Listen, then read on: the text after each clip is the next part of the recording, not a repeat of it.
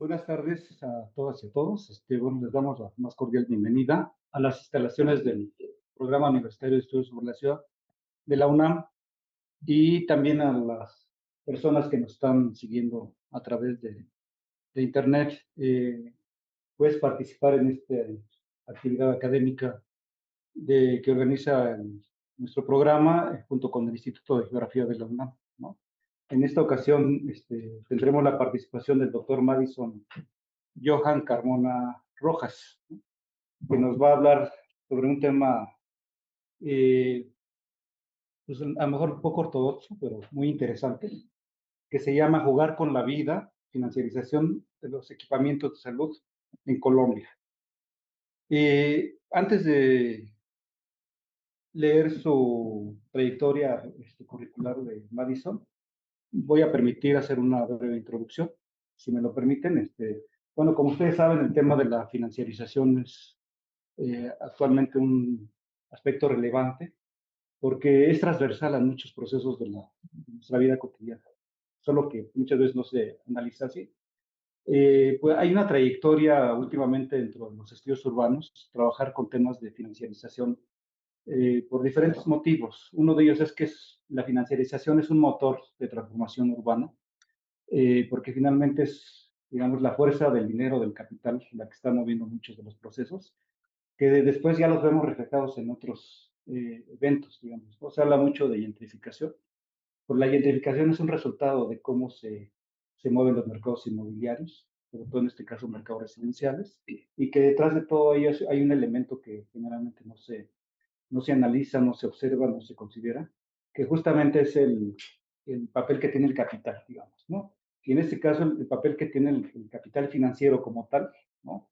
Como una fuerza, digamos, que está moviendo los mercados inmobiliarios, convirtiendo, digamos, las propiedades en activos inmobiliarios, sobre todo que entran en circuitos de valorización, los cuales no están considerados.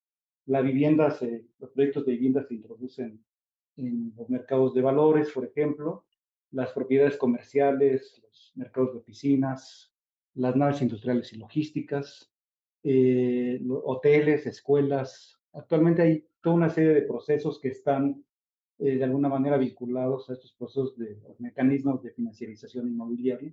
Es decir, no es otra cosa más que cómo se convierten propiedades en activos comercializables, ¿no? Que aparecen en este tipo de, de mecanismos de mercado, digamos, que se están generando. Muchos de esos procesos los vemos, los estudiamos porque se ven reflejados, digamos, en la forma que van adquiriendo las ciudades, en la forma en cómo se segregan las ciudades, en la forma en cómo se construye el espacio edificado o cómo se generan esos áreas de servicios, digamos, que detrás de ello hay un proceso de financiarización implícito también, ¿no? Entonces, me pareció muy interesante digamos, la propuesta que plantea Madison, pero yo quisiera aquí decirles que la vida está financiarizada, digamos. O sea, todos los aspectos de la vida están financiarizados. Y Madison estudia una parte muy importante que es la parte de los equipamientos de salud, ¿no? Aquí le voy a tomar una idea que Enrique manejó hace tiempo, que es la financiarización está desde que nacemos, ¿no?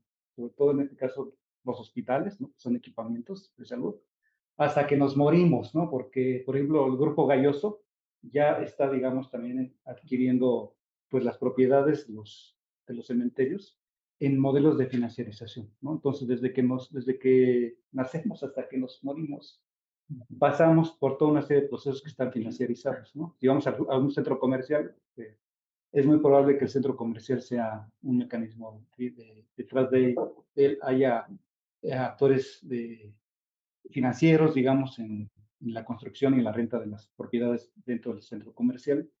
Hay una fibra que se llama fibra hotel, este, y fibra educativa, donde tanto universidades como hoteles están financiarizados de alguna manera, están participando en estos fideicomisos de inversión en bienes raíces. Acabamos de regresar de un trabajo de campo en el Estado de México, Querétaro y Guanajuato, donde tuvimos la oportunidad de ver bastantes propiedades financiarizadas de naves industriales y logísticas, por ejemplo, ¿no? Que también están dentro de estos mecanismos. Eh, el, mercado de oficinas, algo de vivienda, también en el caso de México está financiarizado, ¿no? En esos modelos de financiarización que observamos. Y bueno, pues es todo este panorama, digamos, toda esta variedad de propiedades que están financiarizadas. Y por eso creo que el tema se ha vuelto importante, creo que cada vez más visible y cada vez más participantes se encuentran actualmente, me refiero a académicos, se encuentran interesados en estos procesos y nos da mucho gusto que ustedes estén interesados y que además participen de estas actividades, ¿no?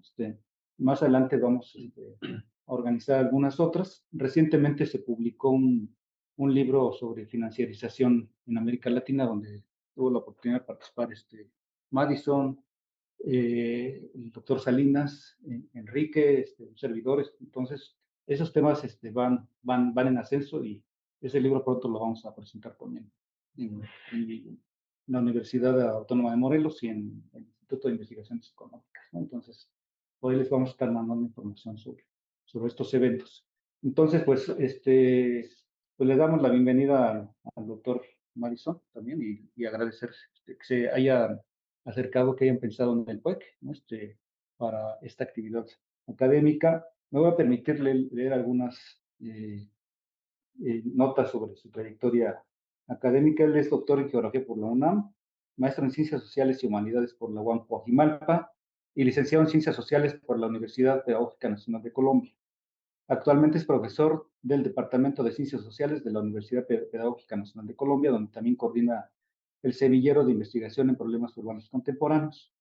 Sus líneas de investigación incluyen la financiarización de la vivienda, la informalidad urbana y la movilidad. Tiene varias publicaciones eh, recientes. Dos de ellas es un artículo que se llama Paseadoras de los alimentadores de Transmilenio, movilidad cotidiana, género y cuidado en la localidad de Usme, Bogotá, publicado en la revista Bitácora Urbano Territorial, revista colombiana, y otro trabajo en coautoría con Luis Salinas sobre dinámicas urbanas contemporáneas en América Latina, financiarización de la vivienda y en la lógica de la producción desigual del espacio urbano, en la revista de Geografía Norte Grande. Entonces, pues sin más preámbulo, le voy a dar la palabra a Madison y comentar que el doctor Luis Salinas va a hacer algunos de los comentarios respecto al trabajo al final y después vamos a abrir una sesión para igual preguntas, comentarios de parte de ustedes y de parte del público que están en las redes sociales, ¿no? Entonces, bienvenido y adelante. Nice. Bueno, muy buena tarde a todos y todas. Agradezco la presentación y, por supuesto, la oportunidad del PUEC y el Instituto para presentar algunas reflexiones sobre un proceso que está andando. Como comentaré en un momento, digamos que experimenta en el momento actual un conjunto de contradicciones y tensiones relacionadas, en el caso de Colombia, tanto con las dinámicas propias de la forma en la cual se estructura el bloque en el poder, como también con la manera en la cual los usuarios y usuarias del sistema de salud se posicionan frente a él. Este es entonces un ejercicio de investigación que viene andando, que se articula a un proyecto un tanto más grande vinculado con el análisis de la estructuración de fondos inmobiliarios en Colombia. Vemos que la primera parte de ese ejercicio de investigación más grande fue publicado en el libro que comentas, José, y que ya fue publicado hace poco y que está presto a su presentación en diferentes universidades. Ahí analizo específicamente un tipo de fondos que son los FISI, Fondos de Inversión Colectiva Inmobiliarios, y digamos como resultado de esa búsqueda, en el momento en el que estaba estructurando este capítulo, encuentro como, no con tanto asombro, ¿cierto? Pero sí con alguna curiosidad, que un número importante de estos activos administrados por los fondos hacían parte de infraestructuras de salud, ¿no? Digamos que eso Es importante mencionarlo por cuanto de ahí se derivan algunas reflexiones, ¿no? Podríamos poner la presentación.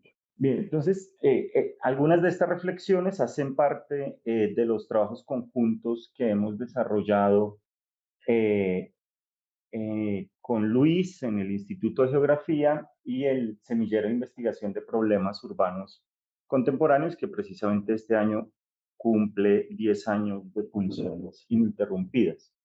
Entonces, digamos que algunos elementos generales sobre el problema de la financiarización de los equipamientos de salud en Colombia, en general en América Latina, que es un campo, como bien comenta José hace un momento, es un campo emergente en el continente y esto, digamos, hace que la producción específicamente sobre los fondos vinculados con equipamientos de salud no sea muy profusa, pero sí, digamos, ya se trazan algunas líneas generales sobre la forma en la cual se ha entendido, se ha desenvuelto este proceso. Digamos que un número significativo de trabajos ha centrado en infraestructuras.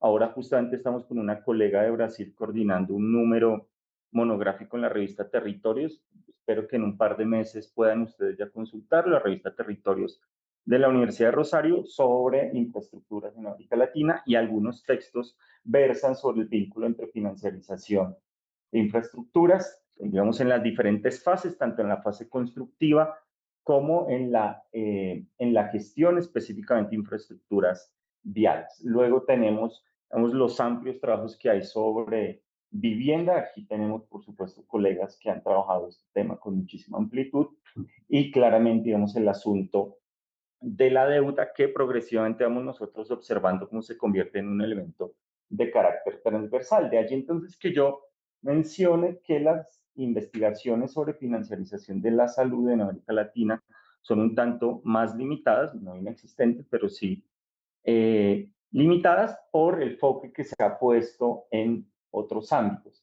Y además porque aún en los mercados de capitales más desarrollados como México, Brasil, Chile, la magnitud del proceso aún no ha sido no es tan alta, ¿no? Luego entonces también aparecen otros asuntos vinculados con la investigación crítica sobre seguridad social, específicamente salud y pensiones, y estas pues han estado centradas en los cambios normativos, por otra parte en la privatización de los sistemas de salud, también por supuesto de los sistemas eh, de pensión, y justo la privatización de estos ha contribuido a generar, como bien lo comenta Alberto Fernández, una masa ingente de capitales que ha entrado a estos circuitos de financiarización en lo que ellos denominan como el muro del dinero, como una de estas fuentes más importantes. Y por supuesto la neoliberalización, ¿no?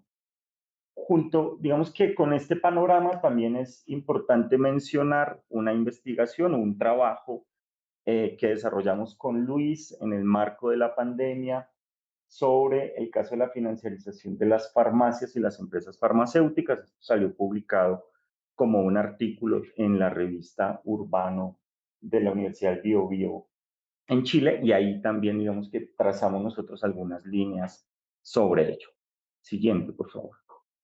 Creo que es importante antes de entrar en la discusión de los elementos clave del proceso de financiarización de las infraestructuras de salud en Colombia, mencionar que esto no se da en el aire. Creo que ahí hay un punto fundamental de análisis, y es la manera en la cual todos estos procesos requieren diferentes niveles en los cuales se tejan las formas de consenso, en los cuales, digamos, se genere un terreno abonado para que puedan darse las estructuras de financiarización, ¿no? Y en el caso colombiano es importantísimo mencionar la promulgación de la Ley 100 de 1993, que cada tanto en el país se vuelve motivo de debate. En la actualidad cursa en el Congreso del país un nuevo intento de reforma a la Ley 100, que entre otras cosas, como parte de un gobierno, se puede catalogar como progresista, de izquierda, en fin, es cerrarle el paso a las formas de mercantilización de la vivienda y en ello a algunas dinámicas de financiarización.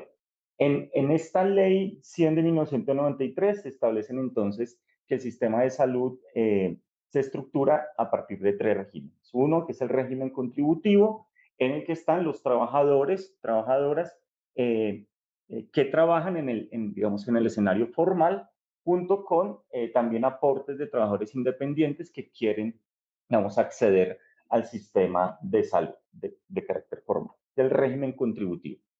Luego tenemos el régimen subsidiado que recibe aportes eh, del Estado, trabajadores y pensionados para quienes no tienen capacidad de pago, esto es las personas de menores ingresos, pero este régimen subsidiado, como bien su nombre lo indica, digamos que recibe una carga significativa de recursos por parte del Estado y en los aportes que hacen trabajadores y pensionados mes a mes al régimen contributivo, un porcentaje se destina a este régimen subsidiado. Por otra parte están los regímenes especiales, fuerzas militares, policía, trabajadores de la empresa colombiana de petróleos y profesores eh, del magisterio, ¿no? Es muy importante mencionar que tan pronto se promulga la Ley 100 de 1993, digamos, esto implicó el debilitamiento previo del Instituto de Seguros Sociales, el ISS, digamos que es una institución que hace parte de todo este complejo institucional de formaciones derivadas del Estado desarrollista de mediados del siglo hacia adelante, ¿no? Digamos, es el mismo marco en el que aparece el Instituto Mexicano de Seguros Sociales e instituciones análogas para todo el continente, ¿no? Entonces, fue muy importante antes de la promulgación y durante toda la década del 90 hasta la liquidación final del Instituto de Seguros Sociales en el primer lustro del siglo pasado, que se generara de nuevo hago referencia a este asunto, un consenso, ¿cierto?, en torno a lo inconveniente que era para un país que aspira al siglo XXI mantener una institución catalogada como monolítica, gigante, corrupta y demás, y digamos que esto abona el terreno también para que las EPS que habían sido creadas, ya voy a mencionar esto, en la ley 100 de 1993 tuvieran cada vez más margen de maniobra. Adelante. Entonces, en esta ley 100 se crean dos instituciones encargadas de la prestación de los servicios de salud. Por un lado están las EPS, que son las que administran los recursos, y por otra parte las instituciones prestadoras de servicios de salud, que son en última instancia, digamos, en donde, como mencionaré, entra de manera más clara esta dinámica de financiarización. Desde 1993 hasta 2017, los fondos del sistema de salud eran administrados por un fondo llamado el FOSIGA, luego pasa a ser parte de esta entidad llamada ADRES, que es la administradora de los recursos del Sistema General de Seguridad Social en Colombia. ¿De dónde provienen esos fondos? Mes a mes a los trabajadores y a los empleadores se les hacen un aporte, ¿no? El 12.5% mensual debe ir precisamente a la ADRES, ¿no? Los trabajadores ponen un 30% y del aporte, del total del aporte del 12.5% y el restante es cubierto por los empleados. Entonces esto se genera un gran fondo, una gran bolsa que luego la administradora o la ADRES transfiere a cada una de las EPS con base en la definición del valor de la unidad de pago por capitación, es el valor promedio que el ADRES le asigna a cada paciente y con base en lo que éstas reportan de atenciones y demás al año se le transfiere, ¿no? Este año el valor de esta unidad está en pesos mexicanos, algo así como unos 7,000 pesos mexicanos, y ha sido en el tiempo, desde 1993 hasta la actualidad, uno de los focos más intensos de debate entre las EPS y el Estado colombiano, por cuanto la pelea siempre ha sido a aumentar, ¿cierto? La petición de ella siempre ha sido que el Estado colombiano aumente progresivamente la UPC, la unidad de pago por capitación, alegando que los costos fijos y variables de la prestación de los servicios de salud han ido aumentando y entonces mantenerla en los niveles históricos ha implicado para ellos mayores gastos y un aparente escenario de quiebra, ¿no? Las EPS tienen, por otra parte, libertad para contratar los servicios con las IPS, que son las instituciones prestadoras de servicios de salud. Pueden contratar con IPS propias, es decir, las empresas, las EPS pueden tener hospitales, pueden tener clínicas, consultorios, o también pueden contratarlas con la red pública u otras IPS, pero normativamente solo se puede contratar con la red propia hasta el 30%. ¿Por qué es tan importante este preámbulo? Porque precisamente en los entresijos de este marco normativo y de este marco legal, eh, se puede observar la forma en la cual los principales actores que se encuentran detrás de las EPS han pugnado y han establecido una red, un conjunto de redes clientelares y una red de lobby en el Congreso y en las diferentes instancias de decisión para orientar hacia allí las decisiones. No en vano, no es un dato menor, hasta el actual gobierno, los principales o los ministros de salud siempre habían estado relacionados con el bloque en el poder y con instituciones académicas que en la historia del país, por lo menos desde los años 80, han promovido políticas neoliberales, no solo en salud, sino en educación, y una muestra muy preclara de ello fue uno de los ministros de salud que ha tenido el país, Alejandro Gaviria, que ha sido ministro de salud, también ha sido ministro de educación y digamos que ha hecho eco de todas estas voces relacionadas con la quiebra del sistema de salud en Colombia. Adelante. Entonces, tenemos aquí un ranking de EPS según los niveles de ingresos. Esto es al año 2023. Tenemos en primer lugar la nueva EPS. ¿Por qué no centro la atención en esta? Bueno, esta nueva EPS surge como resultado de la transformación del Instituto de Seguros Sociales en una entidad mixta que tiene participación de otra EPS que aparece allí en el sexto lugar, Famisanar, que tiene participación en la nueva EPS y un porcentaje también de participación estatal. En segundo lugar está la EPS Sura. EPS Sura ya no aparece en el sistema de salud del país, desapareció hace 2 años. Y luego, sí es muy importante la EPS Sanidad. Pero la relaciono, digamos, en el primer caso, porque la EPS Sura correspondía a esas últimas EPS. Decía que la EPS Sura, digamos que hace parte de un conjunto de EPS que desde la década de 1990, de 1993, se crearon y fueron impulsadas por grandes grupos financieros del país. Tal vez adelante habrá una diapositiva con las EPS que hacían parte de estos conglomerados, pero es EPS Sura del grupo financiero bastante considerable, tal vez el grupo financiero más importante del país, que sale del negocio, así lo denominan ellos, del negocio del sector de las EPS, ¿cierto? Para concentrar sus intereses en otros segmentos. Sin embargo, mantienen importantes intereses en estos FIS, en estos fondos de interés de inversión colectiva inmobiliaria. Y por otra parte, el grupo Sanitas, que es del grupo español Keralty, que también digamos, aparece como una de las EPS más importantes. Ahora estuvo recientemente envuelta en un conflicto muy intenso con el gobierno nacional. El gobierno nacional decide intervenirla por un manejo no muy adecuado de los recursos que hicieron de las transferencias que les hacía la ADRES. Como resultado de esta disputa legal, se determinó que regresara a la administración de Keralty. Vemos que se demuestra que el tema está candente, ¿cierto? Luego Salud Total, que también fue parte de otro conflicto legal. Entonces tenemos un conjunto de EPS que en el tiempo, ¿cierto?, han logrado acumular un número significativo de bienes, de ingresos. Para que tengan ustedes una idea, 20.2 billones de pesos equivalen a cerca de 2 puntos del PIB o 1 punto algo por ciento del PIB nacional, para que observen ustedes la magnitud de los ingresos que tienen estas EPS y por tanto el poder de maniobra que tienen. Adelante.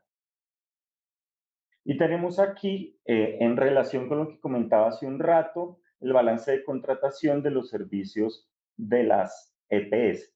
Entonces, como podemos observar allí, el mayor porcentaje de contratación de servicios de las EPS ocurre con IPS de carácter privado, tanto aquellas que son de su propiedad, la limitación del 30%, como por otra parte, con aquellas que hacen parte de otras redes privadas y también con, digamos, en estas redes privadas se estructura un conjunto, digamos, de formaciones y de acuerdos que bastante opacos, por supuesto, que permiten que el dinero que las CPS reportan como ingresos circulen de una manera no tan virtuosa y les permita a ellos, digamos, aumentar sus márgenes de maniobra.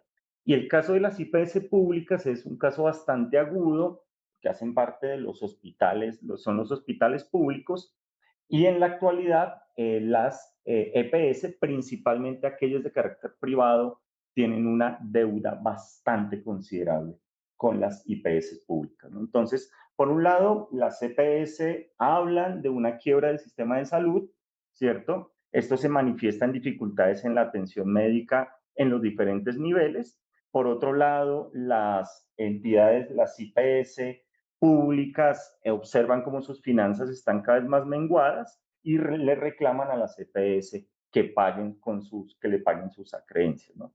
Y la ADRES manifiesta que se encuentra al día con las transferencias. Entonces, la gran pregunta siempre ha sido, en el caso del sistema de salud colombiano, es ¿qué hacen las EPS con el dinero que este fondo ADRES les transfiere anualmente por cada una de las personas que atienden? Bien, entonces estaba precisamente comentando el problema que implican estas formas de laxitud normativa y legal eh, para el financiamiento de las IPS públicas, muchas de las cuales fueron privatizadas en toda esta ola privatizadora de los años 90 y el presente siglo, ¿no? Entonces, digamos que hay en Colombia un debate bastante candente sobre este panorama de financiamiento del sistema de salud vinculado con esta reforma posible a la Ley 100 de 1993. Adelante, por favor.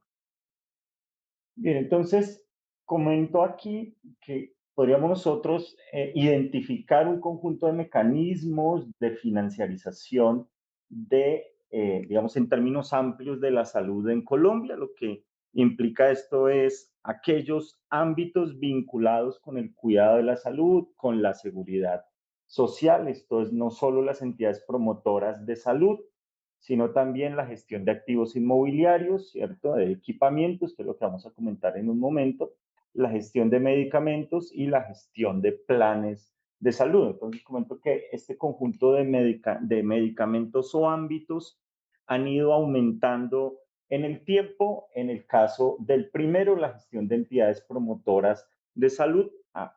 Ahora en un momento hay una diapositiva relacionada con esto, pero ya anuncié sobre la forma en la cual el capital financiero invirtió en la estructuración de este tipo de entidades. Luego la gestión de activos inmobiliarios, clínicas, hospitales y consultorios. El tercer ámbito está relacionado con la gestión de medicamentos. En las conclusiones voy a hacer alguna referencia a ello, pero está relacionado de nueva cuenta con algo que comenté. Bien, entonces en el caso de los medicamentos, vemos que la línea de entrada está vinculada con esto que comentaba hace un rato, que escribíamos con Luis sobre la financiarización de la industria farmacéutica y de las empresas que distribuyen medicamentos.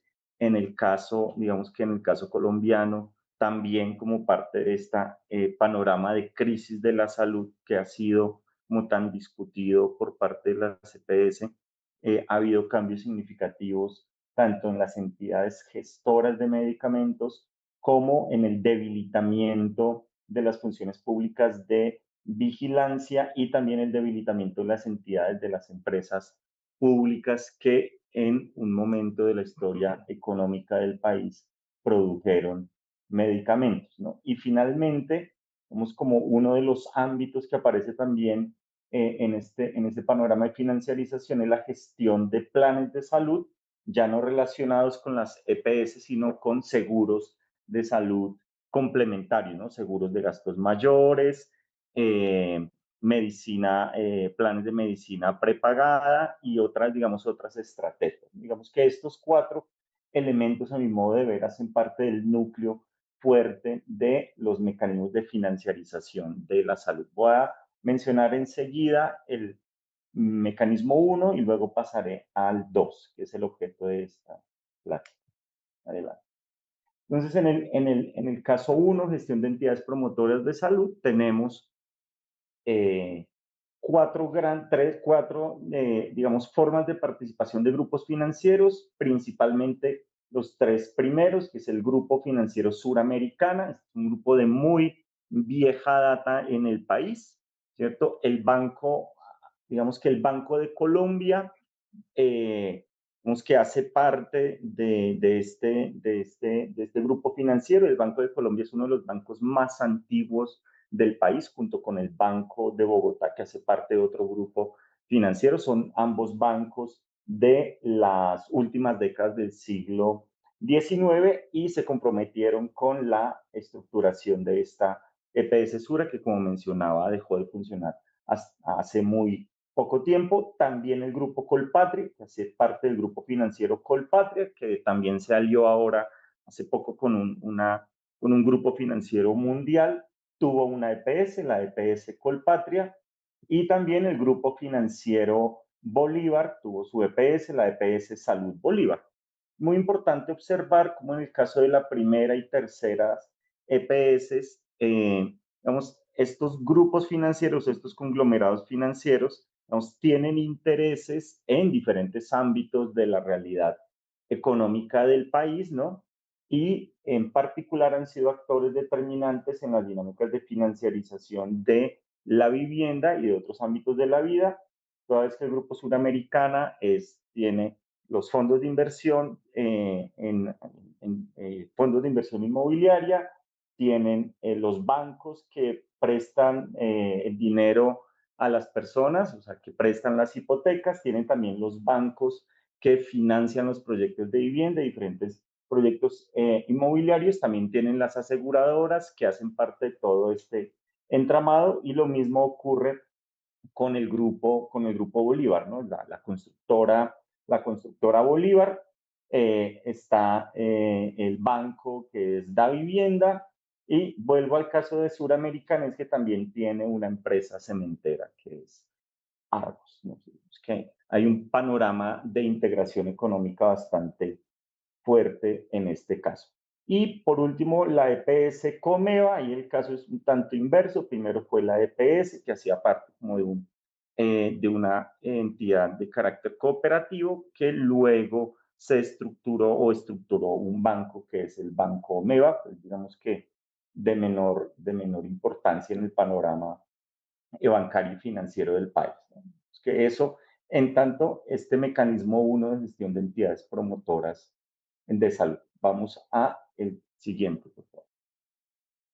Y en el caso de los fondos de inversión que participan de la gestión de los equipamientos de salud, aquí quise listar tal vez los más importantes.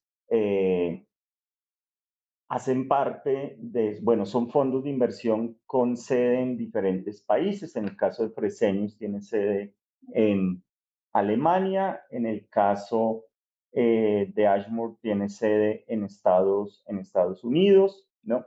Y lo que ha ocurrido es que desde los años 90 se ha observado en el caso de Colombia una creciente participación de estos fondos de inversión en la gestión de algunos activos. Voy a mencionar en un momento cuáles y voy a tratar como de orientar la discusión hacia la manera en la cual esto ha ocurrido, ¿no?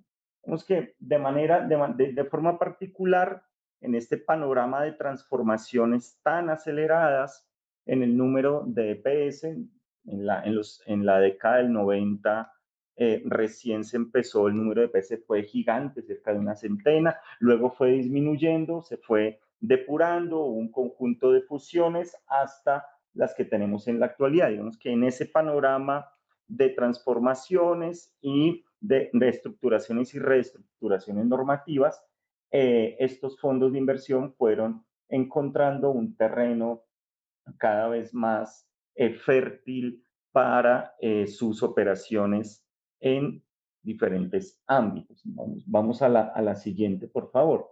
Entonces aquí tenemos inversionistas y activos inmobiliarios administrados, ¿cierto? Por fondos de inversión en los últimos años. Entonces, comento que la mayoría de estos activos están localizados en las principales ciudades del país. Digamos que esto hace parte de estas reflexiones vinculadas con la manera en la que se especializa el proceso de financiarización de los equipamientos de salud. Y tenemos entonces que las grandes ciudades, las cuatro ciudades más grandes del país, son aquellas que concentran el mayor número de estos activos inmobiliarios administrados por fondos de inversión, aunque, y ahí hay un elemento también muy importante, es que Colombia vivió en la primera década y cerca del año 2014 un ciclo de crecimiento económico relacionado con lo que se denominó en Colombia, en general en América Latina, el boom de las commodities, ¿no? Y estas commodities, por lo general, se explotaban en cercanía a núcleos urbanos, ¿cierto? De ciudades intermedias, ¿no? Entonces, vemos que es muy importante observar cómo estos precios de las commodities generaron un número significativo de inversiones en ciudades intermedias, principalmente, por ejemplo, para la atención de salud de los grupos poblacionales relacionados con la extracción de petróleo, relacionados con la con la explotación de carbón, de oro y demás. Entonces, digamos que los servicios de salud y la construcción de equipamientos relacionados con esto, pues también vemos que puede uno rastrearla o analizarla a partir de los ciclos económicos más amplios, ¿no? Esto tenemos que dar cuenta de que la salud no es otro elemento más, sino que progresivamente se ha ido integrando como una fuente mercantil relacionada, entre otras cosas, por ejemplo, con el reciclamiento de recursos vinculados con las commodities. Y quise señalar los últimos tres casos, ¿no? De Steward Healthcare relacionado con tres inmuebles que compraron ellos en la ciudad de Bogotá, dos, y uno en la ciudad de Pereira. Pereira es una de estas ciudades intermedias, ¿cierto? Que como parte de un conjunto urbano llamado Eje Cafetero, no solo ha recibido importantes recursos como parte, digamos, de esta circulación de capitales relacionados con el boom de las commodities, sino en Colombia, y es algo que también en México se entiende y digamos, se ha dado también recursos provenientes del reciclamiento de dineros relacionados con las economías ilegales, específicamente en el caso del eje cafetero, de la exportación de drogas y de la producción de oro. Está muy cerca a los más importantes núcleos productores de oro, ¿no? Entonces, Stewart compra la Clínica San Rafael y la Clínica Centenario, que están localizadas en el centro sur de la ciudad de Bogotá. Repasáramos a la siguiente, o quedarnos ahí un poco, y ahí tenemos también entonces otras clínicas un poco más pequeñas que están localizadas tanto en las grandes ciudades del país, ¿no? Farallones, la Clínica Medellín, en las ciudades más grandes, como otros centros de atención un poco más pequeños, como, o bueno, considerables, pero es que están en las ciudades medias, como el Centro Imbanaco en en la ciudad de Ibagué. Podemos seguir, por favor. Bien, este es un cuadro que tomo del capítulo publicado en el libro al que hacíamos referencia hace un rato, y ahí, digamos que yo estudio específicamente en este capítulo un tipo específico de fondos inmobiliarios en el país. Digamos que la tarea como parte de este proyecto un tanto más amplio de análisis de fondos es ampliar el espectro a otro conjunto de fondos de inversión, ¿no? En el caso colombiano, los FISI se han movido ahí en un panorama normativo no muy claro, y algunos fondos han asociado esta figura, que es fondos de inversión colectiva inmobiliarios, con los REIT que funcionan en Estados Unidos y que pueden en México pues estar vinculados con las fibras, igual otro caso también en Brasil y en Chile. Entonces, en este análisis que hago hasta el año 2023, observo que estos tres fondos, Inmoval, de Renta y Visum, ¿cierto?, que son los más importantes y que por otro lado están también relacionados con los grupos financieros que mencioné en el caso de la CPS, y por otra parte también con administradoras de fondos de pensiones que también hacen parte de estos grupos financieros, ¿no? Entonces, Suramericana tiene un fondo de pensiones, Grupo Bolívar tiene otro fondo de pensiones, digamos que es que empieza a aparecer empiezan a aparecer las llaves del proceso de financiarización en su conjunto y cómo se orienta o tiene unas líneas específicas hacia el escenario de salud. Entonces, en el caso de Inmoval, llama la atención que tiene, eh, vamos, el mayor porcentaje de su portafolio en el conjunto de bienes administrados de carácter especializado. Y en ese carácter especializado está justamente la administración de equipamientos de salud, pero son equipamientos de salud de menor tamaño, no son las grandes clínicas, los grandes hospitales, sino consultorios en los cuales funcionan, ciertos centros de salud en los cuales funcionan sedes de las diferentes EPS, específicamente una que mencioné hace un momento, que es Sanitas Keralty, en el caso particular, ¿no? Entonces, podemos seguir, por favor.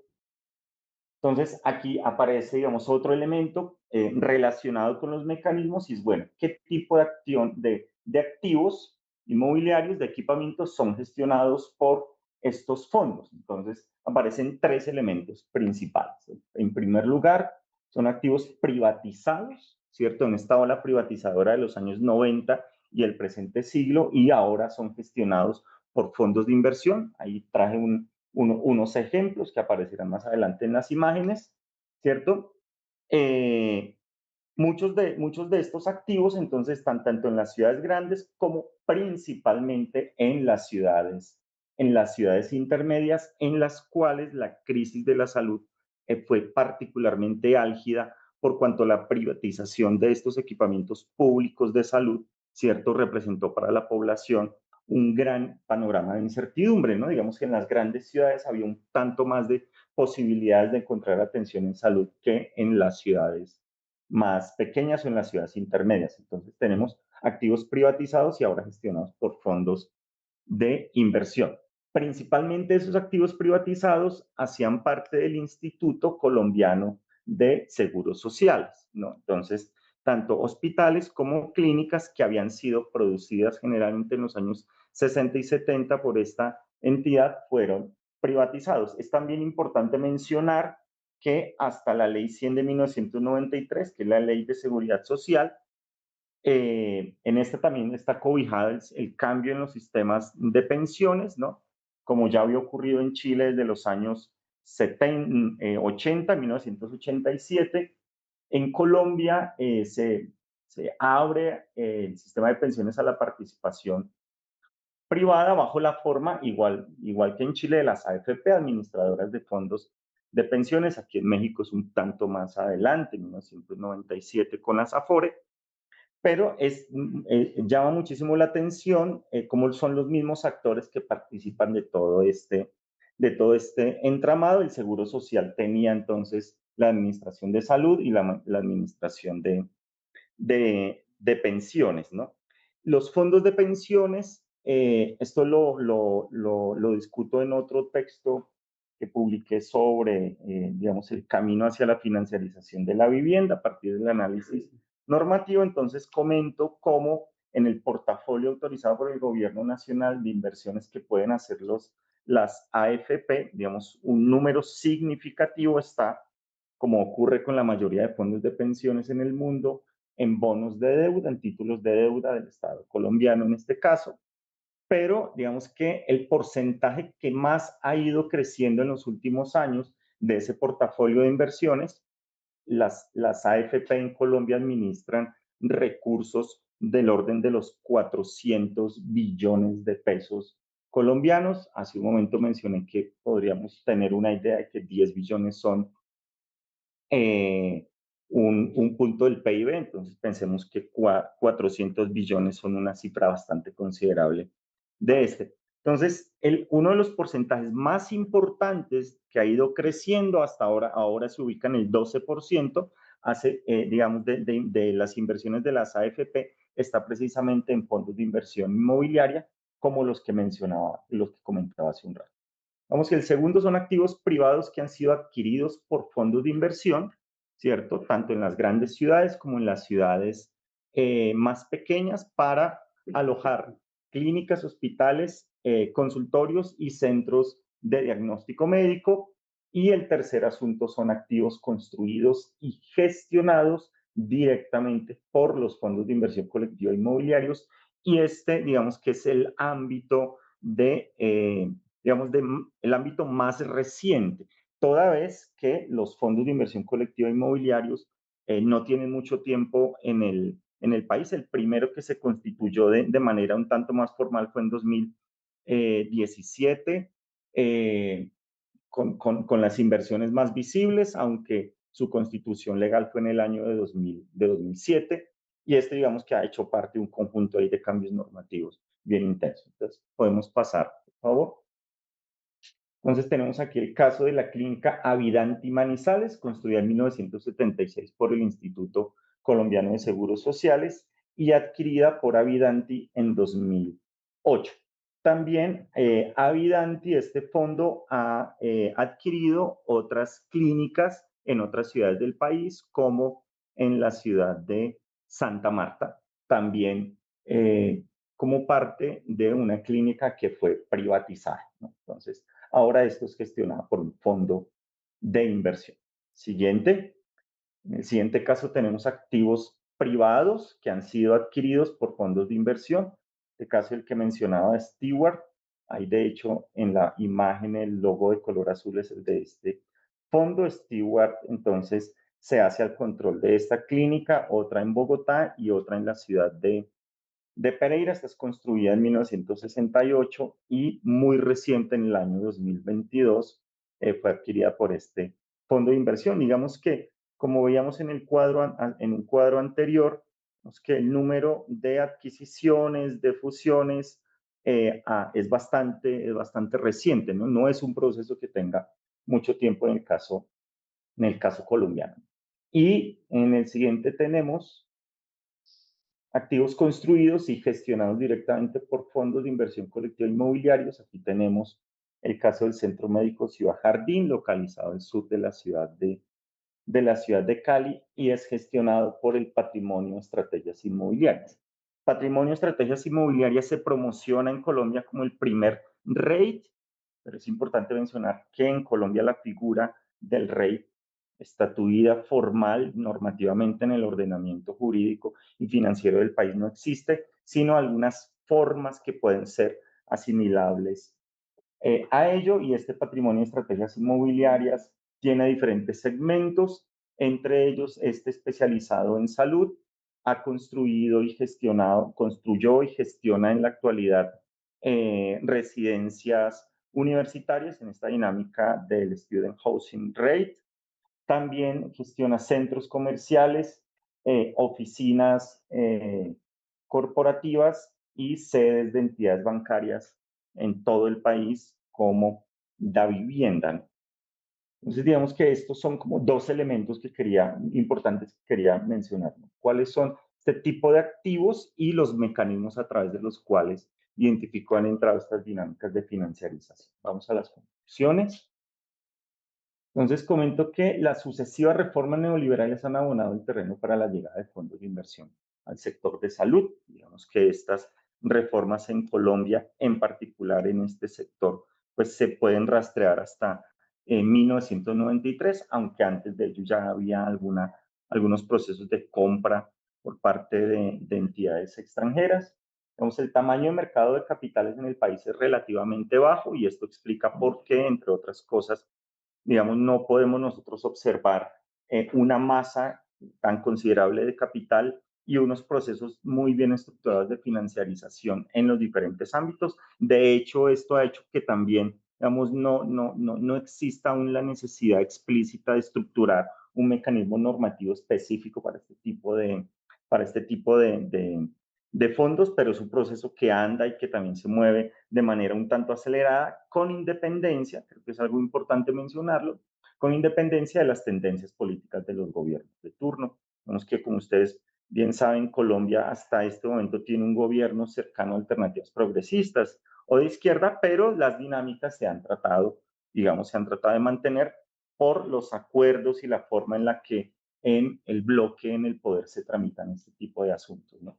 Entonces se puede advertir una tendencia a la gestión financiarizada de equipamientos de salud, es una tendencia que va en crecimiento y en el siguiente punto es la llegada de Cruz Verde, este conglomerado de venta de medicamentos mexicano, del grupo FEMSA, llega a Colombia y en los últimos años ha ido estructurando acuerdos comerciales con las principales EPS para hacerse a la distribución de los medicamentos, pero recuerden ustedes que lo comentamos con Luis en el texto al que hacía referencia hace un rato, vemos que el asunto no está solo en las empresas que distribuyen los medicamentos, sino en la manera en la que establecen formas de integración vertical en toda la cadena de producción.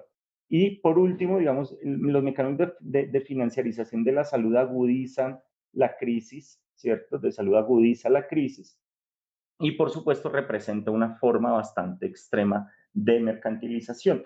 Hay otro asunto aquí que también queda por fuera y es, que no sé por qué no lo mencioné, pero está relacionado con las pugnas que han tenido las EPS y también los fondos de inversión para que el gobierno permita que las dinámicas de integración vertical sean cada vez más agudas, ¿no? Y esto, por supuesto, buscando los mayores márgenes de beneficio y de lucro para los fondos de inversión y todos aquellos que se encuentran detrás.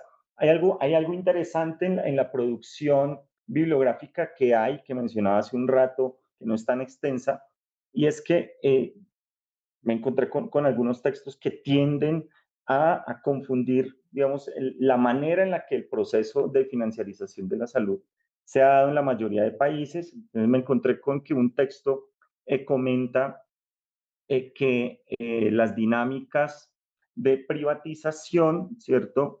Vienen después del proceso de financiarización y lo que nosotros podemos observar aquí es que son previas y son la condición sine qua non para el proceso. Y por otro, que es la financiarización la que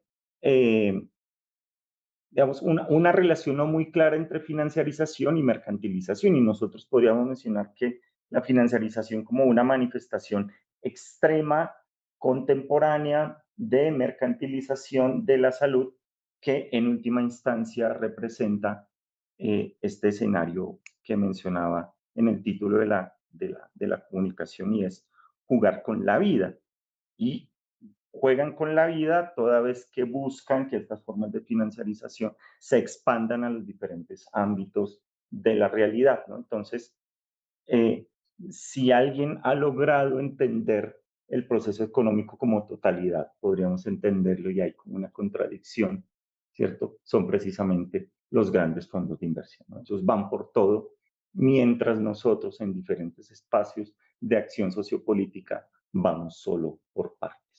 Ellos van por todo y podemos observar aquí cómo en alguna medida lo han ido logrando. Bueno, siguiente. Muchas gracias por su atención.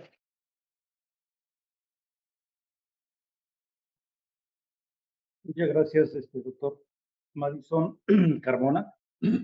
Vamos a dar paso a los comentarios del doctor Luis Salinas.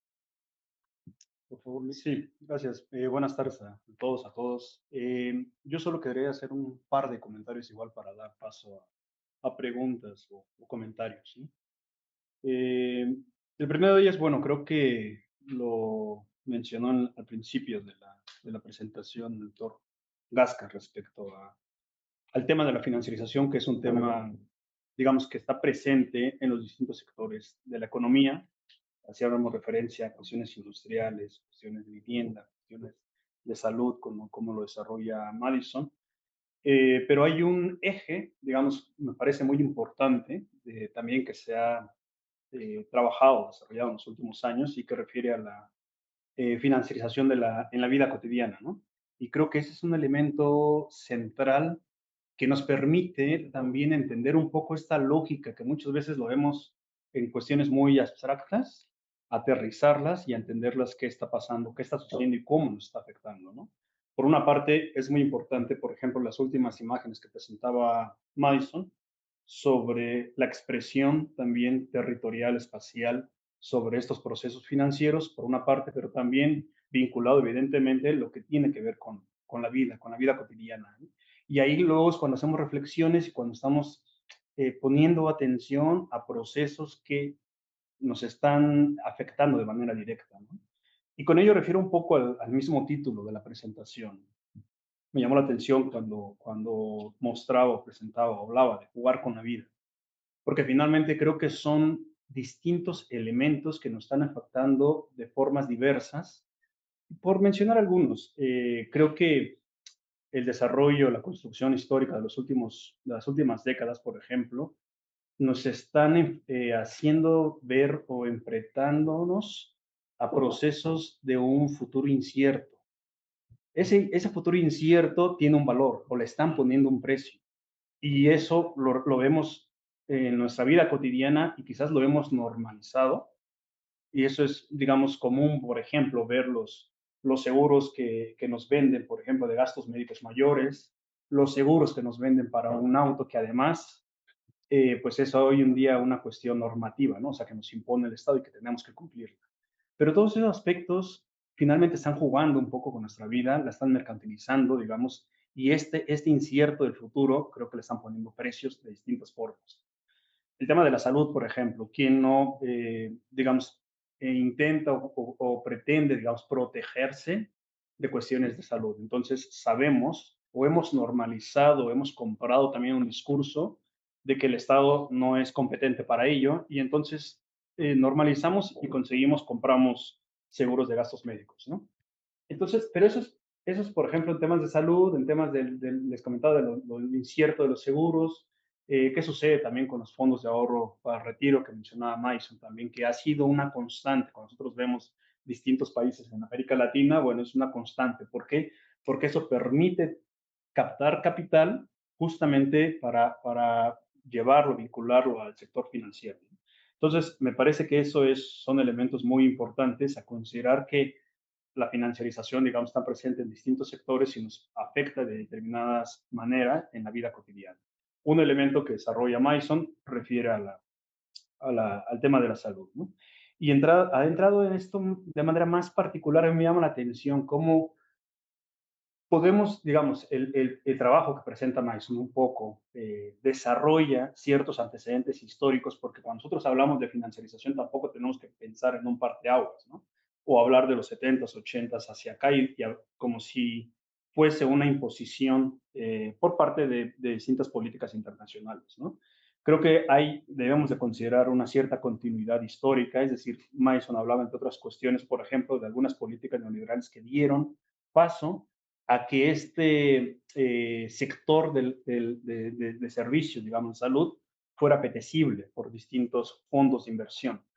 Esto no, digamos, se desarrolla de cierta forma porque también el Estado no solo, digamos, con medidas o con políticas directas que afectan la privatización del sector de la salud, sino sencillamente también con la ausencia, ¿no? O sea, la acción de un Estado no es solo con una normativa, con una política, sino también con lo que deja de hacer, ¿no?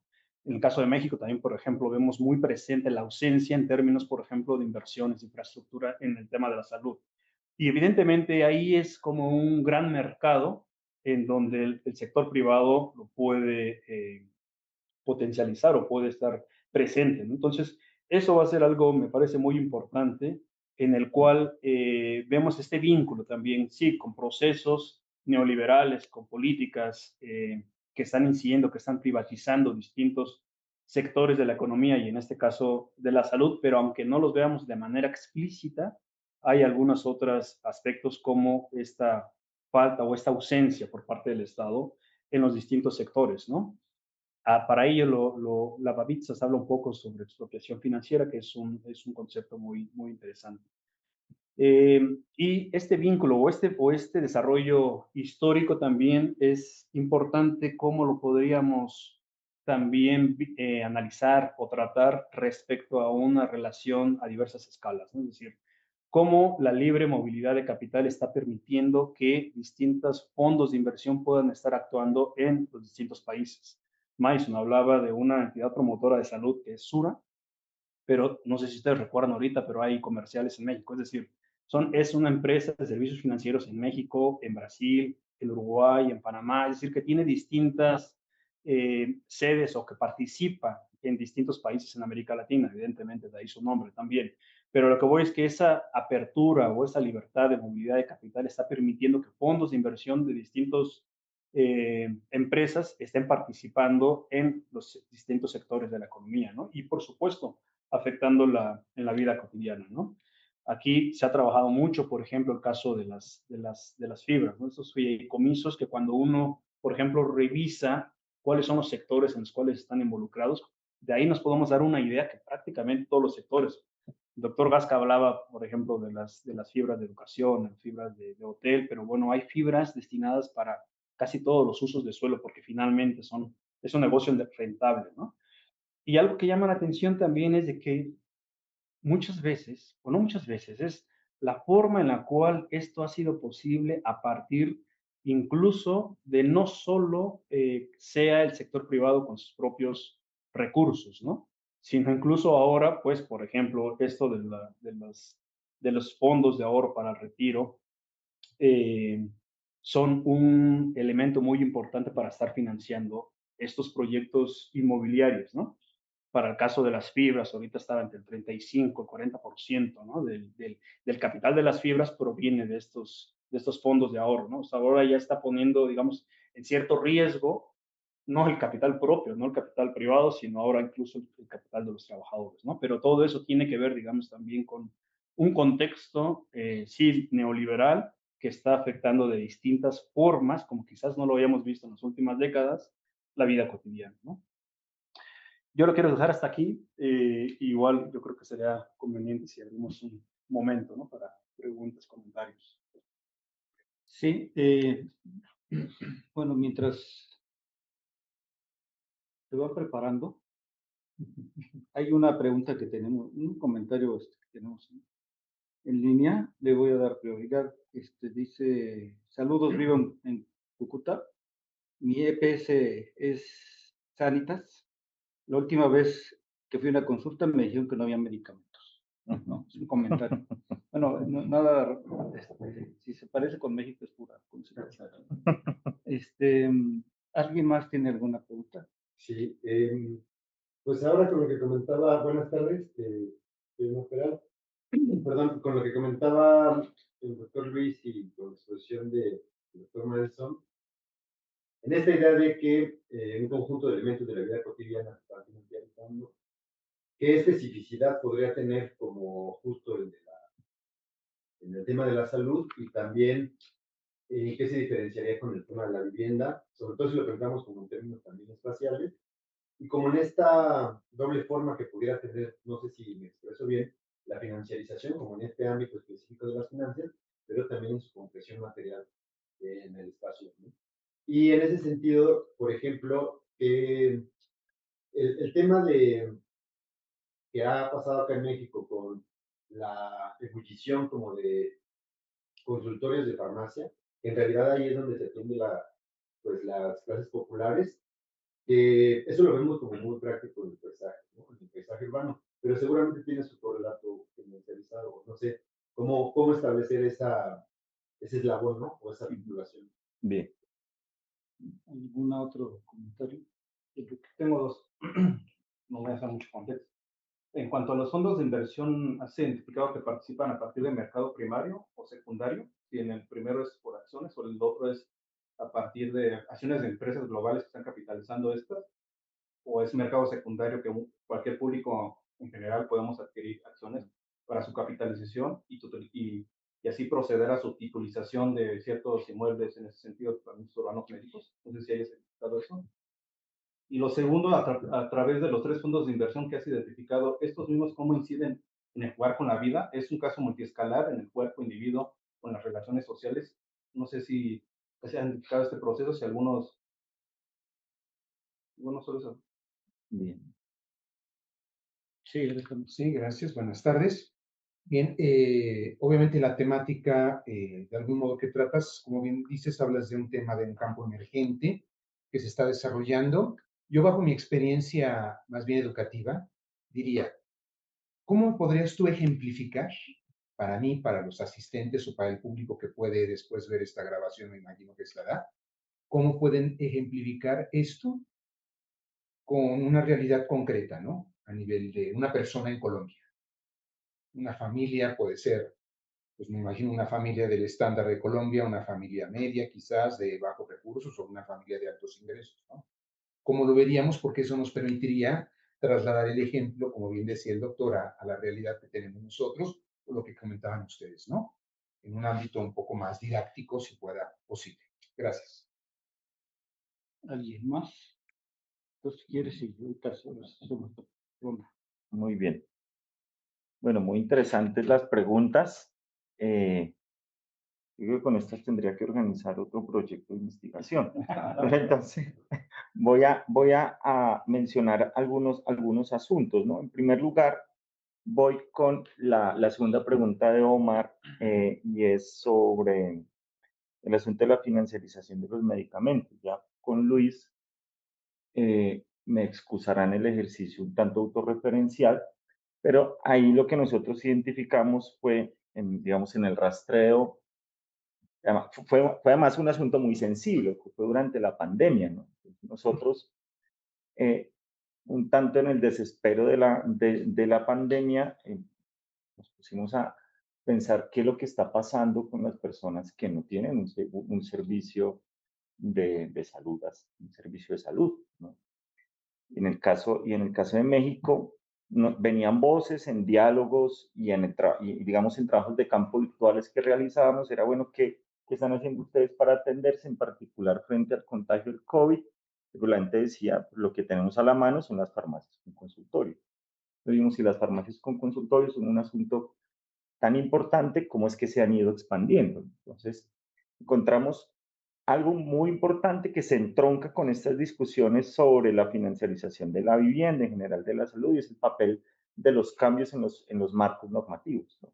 Y cómo los marcos normativos, digamos, responden a todo este conjunto de presiones y ejercicios de lobby por parte, en este caso, de las grandes empresas, de las grandes compañías, ¿no? Entonces, encontramos que con la financiarización del expendio de medicamentos y de la industria farmacéutica, pues viene luego de la gripe H1, la H1N1 en México, ¿no? Y es, si ya no se pueden vender de manera libre determinado tipo de medicamentos, entonces eso significaría una baja en las ventas en las farmacias. Entonces, ¿cómo hacer para garantizar niveles altos de expendio de medicamentos? Pues nada mejor que poniendo al lado la farmacia con consultorio. Entonces, el primer escenario de la farmacia con consultorio no fue el consultorio en sí, sino el expendio de medicamentos asegurado, ¿sí? O sea, el negocio del expendio de los medicamentos. Por eso el valor de la consulta era tan bajo, ¿cierto? Uno no pagaba por la consulta, uno no le interesaba la consulta, sino le interesaba la receta, ¿sí? Luego, lo que estos observan es que no solo es la receta, sino que la consulta es una fuente de negocio fantástica. principalmente. Luego, digamos, les cae el supernegocio, en este caso lo que analizamos con Luis de la ciudad del Bicentenario, les cae encima la ciudad del Bicentenario, esta producción masiva de vivienda, dicen, pues ante la desidia de los gobiernos, pero también las mismas empresas constructoras dicen, pues si hay farmacia con consultorio, ¿para qué vamos nosotros a construir el equipamiento? Entonces, pues farmacia con consultorio y la atención médica en salud básica ahí termina convirtiéndose en parte del negocio más sustancial. Pero de la mano de la expansión de ese modelo de farmacia con consultorio, lo que nosotros observamos con Luis es que aparece la llegada significativa de fondos de inversión y de cotización en bolsa de dos principales. Fueron las que analizamos, que fue Farmacia Guadalajara y Farmacia Benavides, ¿no? La que se nos escapó, quisimos pescarla y fue el SIMI, no supimos muy bien por dónde entrarle, pero estamos convencidos que algo debe llevar también el SIMI ahí, toda vez que, entre otras cosas, también se ha ido expandiendo a Colombia y ya llegó con su botarga incluida, ¿no? Junto con Oxxo y demás. Entonces, FEMSA nos llevó Oxxo, ya nos había llevado la Coca, ya nos llevó luego el Oxxo y ahora nos llevó Cruz Verde, ¿no? FEMSA está haciendo mucho por Colombia. Entonces, por la salud, ¿no? Porque nos da el azúcar y nos da la insulina. Muy bien. Entonces, creo que hay algo muy importante ahí, es un vínculo muy preciso entre los mecanismos de expendio y producción, incluso, por supuesto, de medicamentos y las dinámicas de financiarización. Son conglomerados de farmacias que cotizan en bolsa y que han recibido también financiamiento por parte de grandes fondos. Rapidísimo, y no sé si has visto, por ejemplo, los lunes, farmacias similares da un precio más bajo y ves llenísimo. Entonces, como que también el gancho está ya en la cronicidad de la enfermedad, porque mucha gente en México que vive con enfermedades crónicas, y se surte los lunes que es más barato, entonces supongo que no sé si también es a partir de un mecanismo financiero que les permite a esta empresa pues dar un costo más bajo que el resto de los días. Sí, yo creo que ahí podría haber varios asuntos, ¿no? Uno de estos es que por el nivel digamos, de expendio de medicamentos, han logrado generar unas economías de escala que favorecen la reducción. En el caso, por ejemplo, de medicamentos importados, nosotros también creemos que ahí también hay unas maniobras de dumping muy claras que han permitido por esa misma vía quebrar a los otros competidores en el mercado, y la manera muy clara en la que farmacias similares pasó del expendio a la fabricación de medicamentos. Digamos que da cuenta de cómo esto solo se sostiene con inyecciones muy fuertes de dinero. Algunas pueden estar relacionadas, por supuesto, con el sector financiero, algo con lo que en Colombia le llamamos, como que le pueden ir mezclando ahí, pero sería harina de otro costal. Y digamos que hay algo relacionado con lo primero que comentabas ahora, Oscar, Omar, y eso, es este asunto entre salud y vivienda. Es que podría depender un tanto de la manera en la que se crean las representaciones sobre la importancia de esos dos asuntos. Vamos que para la población colombiana, tener vivienda y tener salud hacen parte, digamos, de la escala de necesidades de los dos de los asuntos más importantes, ¿no? Pero la manera en la que se presenta, tanto en términos institucionales, ¿cierto? Como en términos del proceso de prestación, sí es claramente muy diferente. O sea, para las personas es muy claro que la salud es un servicio, vamos, muy atravesado por las dinámicas mercantiles, ¿cierto? La gente dice, si yo tengo más dinero, me atienden mejor, puedo comprar un seguro privado y demás. En cambio, en el caso de la vivienda, el conjunto de mediaciones, incluso ideológicas, imponen o imprimen unas variaciones significativas. Y es que no está tan claro ese carácter mercantil extremo que sí impera en el caso de la salud, y también el hecho de que en el caso de los sistemas de vivienda o de la política de vivienda se estructura exclusivamente bajo la forma del subsidio. Vemos que esto implica claramente, digamos, unos mecanismos y unas formas de percepción de los ámbitos de salud y vivienda diferente, y que sea incluso un tanto más difícil de seguirle la pista, ¿cierto?, a las dinámicas de mercantilización, de financiarización. Pero lo cierto es que yo creo que, y ahí lo conecto con el caso de lo que comentas, Alejandro, para luego ir al asunto del mercado secundario y primario, lo cierto es que yo creo que hay algo muy importante como para poner esto en términos más didácticos o incluso de que la comprensión por parte de la comunidad y de los afectados sea más clara, y es que antes de la ley 100 de 1993 en Colombia, la gente sabía que el Estado colombiano administraba unos recursos y con esos recursos construía clínicas y con esos recursos pagaba los médicos. Entonces la gente sabía que había una transferencia, ¿cierto? De recursos al Estado, una transferencia de plusvalía también del empresario al Estado, y el Estado se encargaba de repartir. Pero yo creo que hay algo muy importante para entender aquí el asunto, y es que se pierde en cierto momento la posibilidad de hacer seguimiento, ¿cierto?, al circuito o a las dinámicas de circulación del capital, en el caso de las maniobras o de los mecanismos financiarizados. Porque entonces uno sabe que eh, uno mes a mes hace aportes, el empleador también hace aportes, esto los administra ADRES, ADRES se los distribuye a la CPS, pero resulta que algunos equipamientos de salud, ¿cierto?, son gestionados por fondos de inversión colectiva, y estos fondos de inversión colectiva reciben recursos de fondos privados de pensiones, y resulta que entonces hay un punto en el cual es muy difícil de seguir la pista de ese capital, porque empieza a circular en un conjunto, ¿cierto?, en una serie de entramados institucionales, financieros y de fondos, en los cuales cualquier persona, incluso el investigador más avesado, se perdería con facilidad. Entonces creo que uno de los puntos fundamentales en la comprensión, digamos, más pedagógica y didáctica del asunto es cómo se hace muy difícil seguirle la pista a eso que estos autores, Albers y Fernández, le denominan como el muro del dinero. Digamos que es una gran bolsa de dinero, hay como una gran piñata en la que uno no logra entender muy bien cómo es que llegó ese capital allí.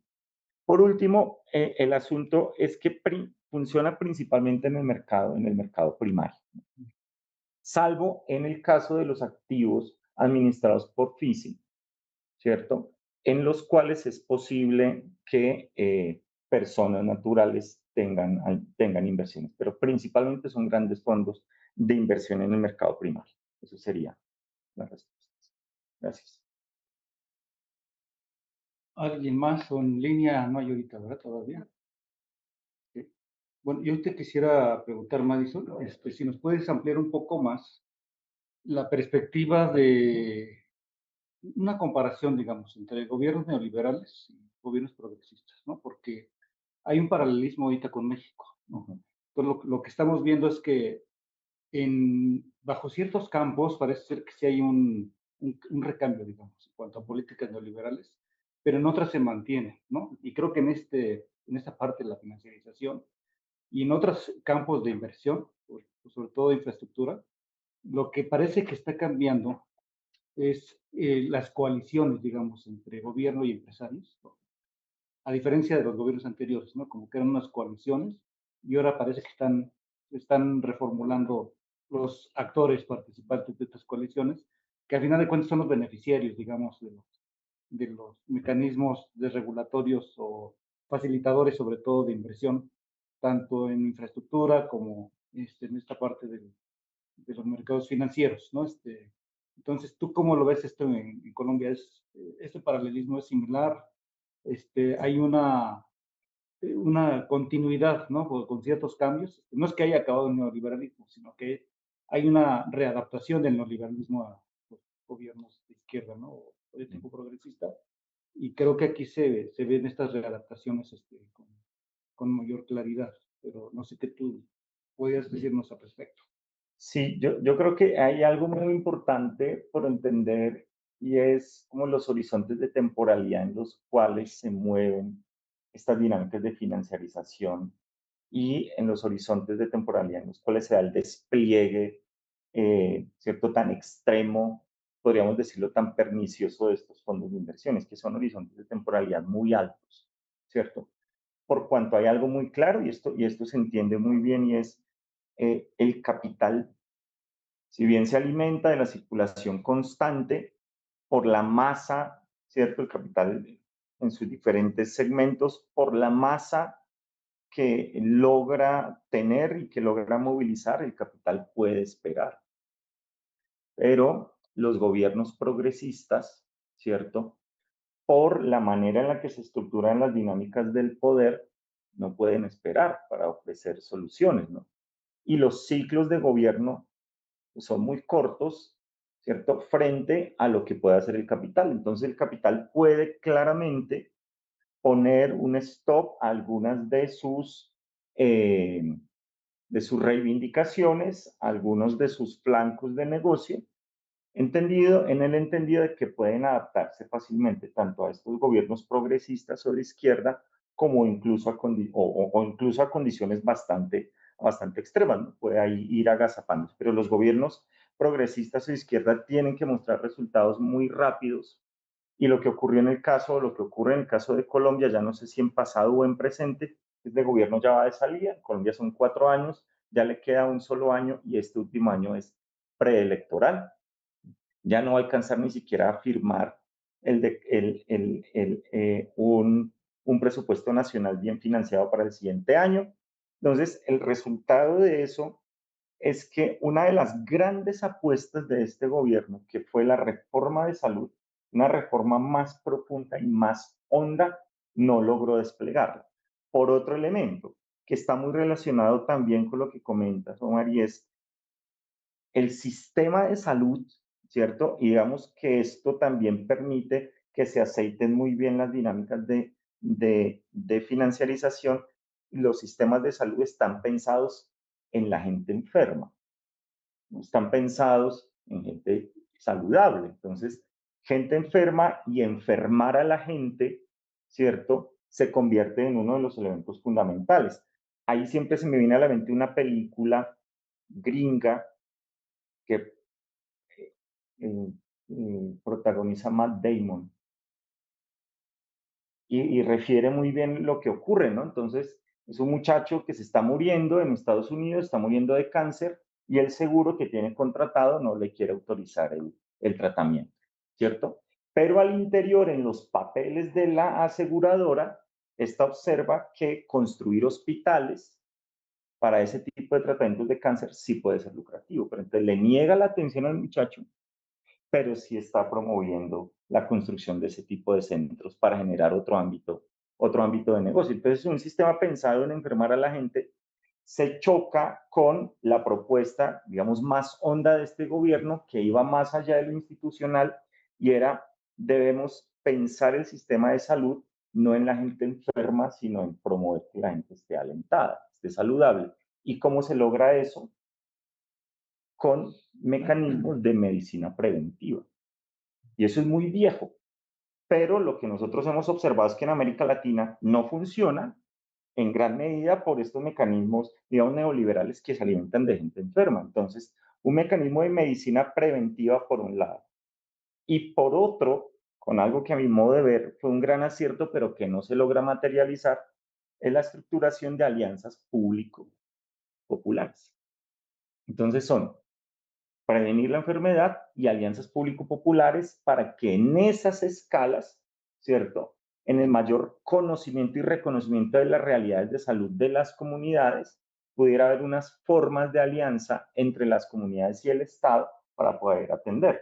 Entonces, lo que nosotros vemos es que la escala de despliegue de las formas de financiarización es muy amplia y, por lo tanto, debe seguir respondiendo en términos de lo normativo y de lo legal a ello. Entonces, habría como un conjunto de inercias, de posibilidades de espera de ciclos de valorización a los cuales los gobiernos, incluso progresistas, no pueden esperarse. Entonces, ¿cuál es la respuesta que tienen? Ampliemos el seguro popular, ampliemos el régimen subsidiado, ampliemos algún escenario de atención médica, pero en lo sustantivo no hay posibilidad, digamos, de cambios mucho más profundos. Ok. Bueno, pues ya no tendríamos, entonces, si no hubiese aquí preguntas, tampoco las tenemos en línea. Pues agradecemos mucho la participación del doctor Madison Carmona por mostrarnos esta beta que muchos no conocíamos, no hemos visto, que me parece muy interesante. Esta parte de jugar con la vida, digamos, ¿no? En el caso de los equipamientos de salud. En Colombia, como lo dije al principio, vivimos una época de financiarización de la vida, ¿no? También lo comentaba Luis de la vida cotidiana, ¿no? Hay otros temas que son emergentes para quienes nos interesa esta línea de investigación que hemos observado en los últimos años. Está el tema de los data centers, los centros de datos, que también están incorporándose actualmente en sistemas financiarizados. Acabo de estar en Querétaro, nos hablan de 5 data centers allá que están por el tema de la fibra óptica que pasa por allí, ¿no? Y que también vienen de modelos norteamericanos de financiarización de data centers, ¿no? Y está el modelo de los que Enrique ha estado observando ahorita solamente de manera somera, de las bodegas de alimentarias, las agrofibras, ¿no? En México también. Entonces, tanto desde la parte de la alimentación, de la vivienda, de la comunicación, de la distribución, del consumo, o sea, por eso hablamos de financiarización, ¿no? Porque son prácticamente, está cubriendo todas las facetas de la vida, ¿no? Y en este caso la salud, que es algo fundamental también, ¿no? Y por eso, pues, estos temas creo que van a seguir siendo importantes, para nosotros, para los que estudian temas urbanos, ojalá y, volteen, digamos, a ver esta faceta que es como el motor, uno de los motores actuales de las transformaciones de las ciudades contemporáneas, ¿no? Pues no me queda otra más que reiterar el agradecimiento y sobre todo también a Luis Salinas, que básicamente desde él también fue el inicio de una conversación que dio como resultado la organización de esta actividad aquí en el parque, ¿no? Muchas gracias a Bueno, todos. muchas gracias.